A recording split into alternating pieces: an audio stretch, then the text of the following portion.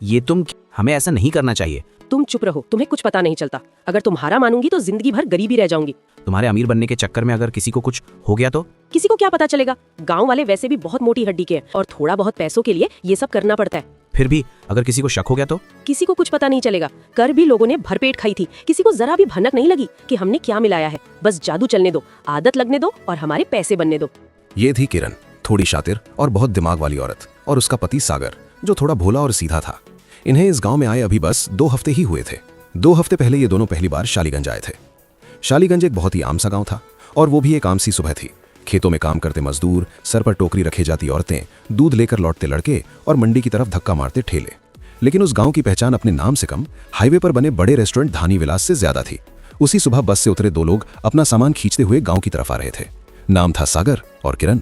चलो आखिर पहुंच ही गए। हाँ पहुंच तो गए, लेकिन जान निकल गई। कितना दूर उतार दिया बस वाले ने। उसने साफ बोल दिया था अंदर नहीं जाएगी। हाँ, जैसे हमें बड़ा शौक था इतना सामान उठाकर चलने का। हाथ देखो मेरे। दे तो मैं उठा लेता हूँ। तुम क्या उठाओगे, तुम भी उतने ही थके हुए हो। थका हूँ, टूटा नहीं हूँ। दो इधर।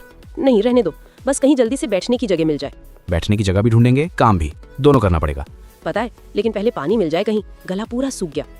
गांव के मोड़ पर एक छोटी सी चाय की टपरी थी। वहीं खड़ा था छोटू, उम्र कम मगर आंखों में वही पुरानी चौकन्नी चमक जो छोटे गांव के लड़कों में जल्दी आ जाती है। भाई पानी मिलेगा? मिलेगा, लो ग्लास यहीं रखना। हाँ भाई, लेकर भागेंगे नहीं। अरे दीदी ऐसे ही बोल दिया, पहली बार देख रहा हूँ ना। यहाँ काम कहाँ मिलता है? मंडी के पीछे गोदाम है और हाईवे पर प्रकाश केटरिंग सर्विसेज है। उधर कभी कभी आदमी रख लेते हैं। धानी विलास में? उधर सभी को काम नहीं मिलता, पहले आदमी को देखते हैं फिर काम बिताते हैं। रहने का कमरा? गांव के किनारे शांता अम्मा से पूछ लो, कभी कभी ठहरा लेती हैं। चलो पहले वहीं चलते हैं। और सुनो, अगर शांता अम्मा ने पहले ही गुस्से में कुछ उल्टा बोल दिया तो घबराना मत, दिल की बुरी नहीं है, बस मुंह तेजी है। शांता का घर गांव के बिल्कुल किनारे था। रहने आए हो? जी, अगर जगह हो तो। जगह है, छप्पर टपकता है, दीवार टूटी है, रात को हवा आवाजें करती है। फिर भी रहना हो तो रहो। पानी? कुएं से। लकड़ी पीछे सूखी पड़ी है, उठा लेना। किराया 800। अभी दे देते हैं। पहले देख तो लो अंदर। अम्मा, अभी हमें दीवार की सीध नहीं, छांव चाहिए। सही बिले, रह लो। झोपड़ी के भीतर धूल, कोने में पड़ा पुराना मटका, मगर किरण ने पल्लू कमर में खोसा और बिना एक शब्द बोले सफाई में लग गई। सागर उसे देखता रहा। थोड़ा बैठ भी जाओ। पहले ये जगह रहने लायक लगे, फिर बैठूंगी। अभी भी तुम्हें यही सूझ रहा है? अभी अगर नहीं सूझेगा तो कल और मुश्किल लगेगा। तुम्हारे अंदर थकान नाम की चीज है भी या नहीं? है, बहुत है, लेकिन थकान से काम रुक जाए तो फिर भूख शुरू हो जाती है। अच्छा हुक्म दो। बाहर से 2 बाल्टी पानी भर लाओ।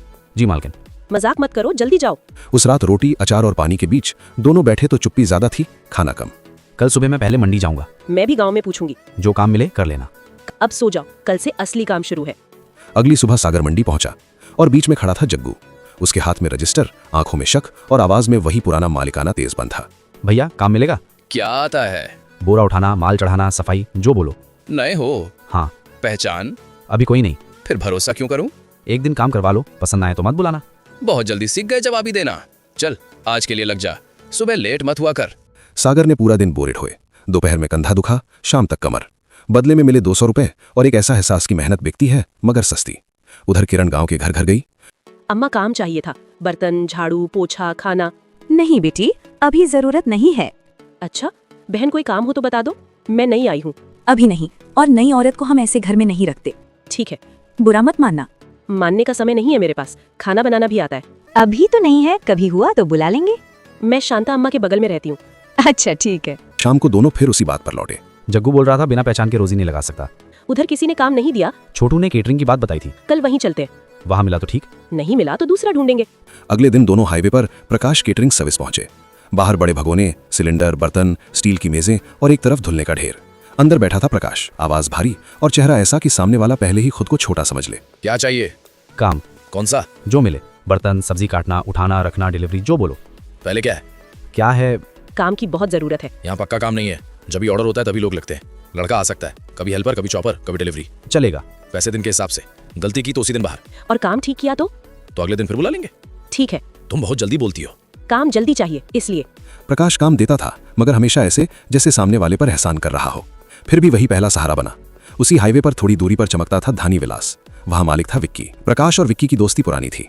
सागर अब प्रकाश के यहाँ लगने लगा। कभी प्याज काटता, कभी बड़े भगोने मांजता। काम रोज नहीं मिलता था, मगर जब मिलता तो सांस नहीं लेने देता। एक दिन जल्दी में प्लेटों का ढेर उसके हाथ से फिसल गया। 2 प्लेटें मुड़ गईं, थोड़ा खाना गिर गया। ध्यान क्या है तुम्हारा? बाप का माल समझ रखा है? गलती होगी भैया। गलती? गलती गलती में ही आदमी सड़क पर आता है, संभाल के काम किया करो। जी। जी से कुछ नहीं होता, हाथ चलाओ। रात को लौटते वक्त सागर चुप था। किरण ने एक नजर में समझ लिया। क्या हुआ? प्लेट फिसल गई थी। फिर? डांटा। सबके सामने? हाँ। तुमने कुछ कहा? क्या कहता, काम ही चला जाता। तुम्हारी यही दिक्कत है, हर बात अंदर रख लेते हो। और तुम्हारी दिक्कत ये है कि हर बात बाहर निकाल देती हो। क्योंकि बाहर ना निकले तो आदमी अंदर से सड़ जाता है। अभी मुझे काम चाहिए, बहादुरी नहीं। अभी तुम्हें दोनों चाहिए, बस समझ नहीं आ रहा। रविवार की दोपहर धानी विलास के बाहर वही पुरानी महक और वही पुराना सच था। खुशबू सब तक जाती थी, प्लेट नहीं। एक प्लेट कितने की? 200। 200? मेरे घर में 200 में 2 दिन का खर्च निकल जाए। खाने का मन हो तो जेबी मना कर देती है। खुशबू मुफ्त है इसलिए सबकी है, प्लेट महंगी है इसलिए कुछ की है। सागर वहीं खड़ा सब सुनता रहा। उस रात उसने बात खोली। लोग 2 सुनकर लौट जाते हैं। लौटेंगे ही। सोच रहा हूँ हम अपना ठेला लगाएं। पैसे? जितने हैं उतने से छोटा शुरू करते हैं। दाम? 180। 200 से 20 कम। हाँ। ठीक है, पहले पैर तो जमाओ। तुम बना लोगी? खाना मेरा काम है, बेचना तुम्हें सीखना पड़ेगा। अगर नहीं चला तो बंद कर देंगे, पर कोशिश तो करेंगे। मुझे डर लग रहा है। डर तो तुम्हें चाय पीते वक्त भी लगता है कि गर्म ना हो। अगले दिन छोटी सी देग चढ़ी, पुराना चौक बोर्ड निकला, लिखा गया चिकन बिरयानी 180 रुपए प्लेट। पहला दिन बुरा नहीं था मगर अच्छा भी नहीं। खुशबू ने लोगों को रोका, दाम ने अटका दिया। स्वाद बहुत बढ़िया है, इसमें कोई कमी नहीं, पर 180 रोज रोज नहीं दे सकते। धानी वाला से कम रखा है। उधर बैठने की जगह है, पंखा है, नाम है, यहाँ खड़े खड़े 180 दूं? खाना अच्छा है लेकिन इस गांव में हर आदमी इतना नहीं कमाता कि 180 की प्लेट बार बार खा सके। रात को कुछ बिरयानी बची, वही दोनों ने खाई। चूल्हे की आखिरी आंच और उनकी बात साथ चल रही थी। स्वाद सभी को पसंद आया। हाँ। दाम अटक गया। हाँ। कच्चा माल ही 160 बैठता है। चिकन, चावल, तेल, मसाला सब जोड़ो तो 20 भी ना बचे तो करेंगे क्या? मतलब रास्ता दाम से नहीं तरीके से निकलेगा। कौन सा तरीका? सोचने दो। तुम ऐसे बोलती हो जैसे तुम्हारे पास जवाब है। जवाब नहीं है अभी, लेकिन गंध आ रही है कि जवाब कहीं यही है। उस रात किरण देर तक जागती रही। उसे अपना बचपन याद आया, अपना पुराना घर, दादी के हाथ की चिकन बिरयानी। सिर्फ स्वाद नहीं, पूरा प्रोसेस। कैसे कम चीजों में भी बड़ी देग तैयार होती थी, कैसे साधारण चीजें असली ताकत बन जाती थीं। सोई नहीं? नहीं। अब क्या सोच रही हो? वही जिससे लोग खाएं भी और हम भी बचें। कुछ समझ में नहीं आता तुम्हारी बातों का। अगली सुबह सागर तैयार हो रहा था। आज फिर ठेला लगेगा? हाँ, पर आज थोड़ा अलग होगा। क्या अलग? काम से लौटो तब देखना। और सुनो, 300-400 रुपए दे दो। सागर ने हिचकते हुए पैसे दे दिए। किरण बाजार गई, किराने वाले को लिस्ट दी, जरूरी सामान लिया, कसाई के पास पहुंची। रफीक भाई, चिकन देना और हड्डियां थोड़ा ज्यादा रखना। हड्डियां ज्यादा? लोग कम करवाते हैं। मुझे ज्यादा चाहिए। अजीब ही हो तुम। औरत हूँ, अजीब तो लगूंगी ही। जल्दी दो। अच्छा ले जाओ। और देखना जो बोले हो वही देना। अरे भाई दे दिया। लौटते वक्त उसने सूखी लकड़ी भी उठाई, फिर बाहर से पुराना लोहे का टुकड़ा जैसा टुकड़ा ले आई। झोपड़ी के बाहर उसने चूल्हा जमाया, देग चढ़ी, धुआं उठा। पड़ोस में शांता ने 2 बार झांका पर किरण ने कुछ नहीं बताया। क्या बना रही हो? खाना। वो तो दिख रहा है। कौन सा? शाम को पता चल जाएगा। तुम्हारी जुबान भी धुएं जैसी है, सीधी ऊपर नहीं जाती। ऊपर जाती है अम्मा, बस धीरे। शाम को पुराना ठेला साफ था, देग ढकी थी, पत्तलें, प्याज, नींबू पानी सब सजा था। आखिर में उसने बोर्ड पोंछा और लिखा चिकन बिरयानी 50 रुपए प्लेट। थोड़ी देर बाद सागर लौट आया। उसके पैर वैसे ही थके हुए थे मगर ठेले पर नजर पड़ते ही थकान पीछे छूट गई। ये क्या है? सरप्राइज। 50? तुम पागल हो गई हो क्या? पहले चखो। नहीं, पहले दाम समझाओ। पहले चखो। तुम हर बार यही करती हो। और तुम हर बार मान जाते हो। उसने चखा, फिर दोबारा चखा, फिर कुछ पल तक कुछ बोला ही नहीं। अरे ये तो पहले से भी ज्यादा बढ़िया है। तो फिर डर किस बात का? 50 में कैसे? बेच लो, हिसाब रात को कर लेना। किसी ने पूछा तो? कहना खाने से मतलब रखो। तुमको ना? हाँ, बाद में बोलना, अभी ठेला धकेलो। दोनों ठेला उसी जगह ले गए। बोर्ड देखते ही लोग रुकने लगे। पहले 3, फिर 5, फिर 10। अरे ये क्या, 50? हाँ 50। भरोसा नहीं है तो खाकर कर लेना। पहले प्लेट दो। बलराम ने प्लेट ली, पहला कौर लिया, चेहरा बदल गया। अरे ये तो पहले से भी ज्यादा बढ़िया है। कितने की बोला? 50। हाँ, खत्म होने से पहले ले लो। कल 180 थी, आज 50। आज सबके लिए है। थोड़ी ही देर में लाइन लग गई। पहले मजदूर आए, फिर खेत से लौटे 2 आदमी, फिर स्कूल से छुट्टी के बाद 2 लड़के, फिर वे लोग भी आए जो कल 180 सुनकर लौट गए थे। एक महिला ने 2 प्लेट बंधवाई। एक बूढ़े ने आधी प्लेट पूछी तो किरण ने भर कर दे दी। आधी दे दो। पैसे पूरे हैं तो प्लेट भी पूरी है। मैं पूरी खा नहीं पाऊंगा। तो किसी के साथ बांट लेना। सागर पैसे लेते लेते भी अटका हुआ था। उसे समझ नहीं आ रहा था कि ये हो कैसे रहा है। दूसरी तरफ किरण का हाथ बिना घबराहट के चलता जा रहा था। दोपहर तक पहली हांडी खाली, शाम तक लगभग सब खत्म। रात को हमने घाटा तो नहीं किया? नहीं। पक्का? सुबह कितने दिए थे? 400 के आसपास। और आज कितना आया? कितना? पूरा 1000। 1000? हाँ, 400 से शुरू 1000 तक पहुँचे। मतलब डूबे नहीं? नहीं, अब समझो रास्ता मिल गया। अभी तो बता दो। अभी नहीं। क्यों? क्योंकि अभी तुम्हारा मुंह खुल जाएगा। मेरा मुंह खुलता है क्या कभी? डरते समय नहीं, खुश होते समय खुल जाता है। धानी विलास में बेचैनी शुरू हो गई। महेश हिसाब देख रहा था, विक्की चिढ़ रहा था। इतना माल क्यों बिक रहा है? साहिबी, बाहर जो ठेला लगा है वही सागर करण वाला। हाँ, अभी 50 में दे रहे हैं। 50? कोई बिरयानी 50 में नहीं बेच सकता। पर लोग खा रहे हैं। मतलब कुछ खेल है। हो सकता है। प्रकाश से बात करनी पड़ेगी। उसी रात हाईवे की चाय पर विक्की और प्रकाश मिले। तुम्हारा लड़का सागर ठेला लगा रहा है, पता है। आज 50 में बेच रहा था।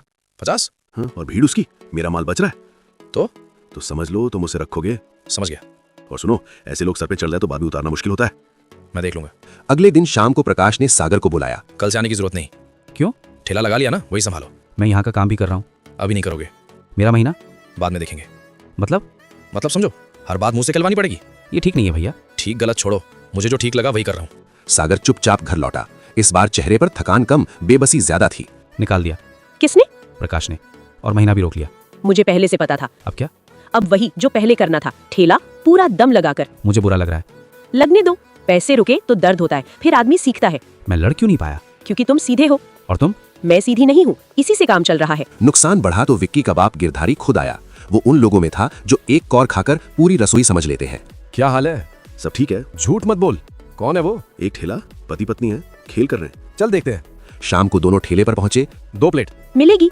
तीखी है? खाना है तो खाकर पता कर लो। गिरधारी ने धीरे धीरे खाया, फिर दूसरी बाइट ली, फिर कुछ पल तक चुप रहा। बोलोगे? चुप, खाने दे। ये काम दिमाग से हुआ है। अभी तो बता दो। सुनना चाहते हो? हाँ। सबकी नजर किरण पर थी। ये वही पल था जहां से कहानी शुरू हुई थी, बस अब सच सामने आने वाला था। उस दिन लोगों ने कहा था कि 200 बहुत ज्यादा है, फिर हमने 180 रखा, तब भी गांव के लिए ज्यादा निकला। उसी रात मुझे दादी याद आई, उनका प्रोसेस याद आया, फिर मैंने अपना दिमाग लगाया। किया क्या? खर्च कम किया, स्वाद नहीं। हड्डियों से रस निकाला, उसी पानी में चावल पकाए ताकि हर दाने में जान जाए। असली बात यह है कि मैंने बिरयानी शहर वाले महंगे तरीके से नहीं, अपने देसी तरीके से बनाई है। मैं वही मोटा देसी चावल इस्तेमाल करती हूँ जो गांव में आसानी से मिलता है, क्योंकि वो सस्ता भी पड़ता है और चिकन का रस भी अच्छे से पकड़ता है। मैं बाजार में मिलने वाले तैयार प्रीमिक्स मसाले नहीं डालती, बल्कि घर के पिसे देसी मसाले इस्तेमाल करती हूँ, जिससे स्वाद गहरा आता है और खर्च भी संभल जाता है। मैं इसे गैस पर नहीं, चूल्हे की आंच पर पकाती हूँ, ताकि धीमी धीमी आंच में इसका असली स्वाद निकले। और सबसे बड़ी बात, मैं इसमें ज्यादा तेल नहीं डालती। तेल की जगह नारियल का सहारा लेती हूँ, जिससे चिकनाई भी आ जाती है, खुशबू भी, और खर्च भी कम पड़ता है। यही कारण है कि मेरी बिरयानी स्वाद में भी अलग है, पेट भरने वाली भी है और इतने कम दाम में भी बिक जाती है।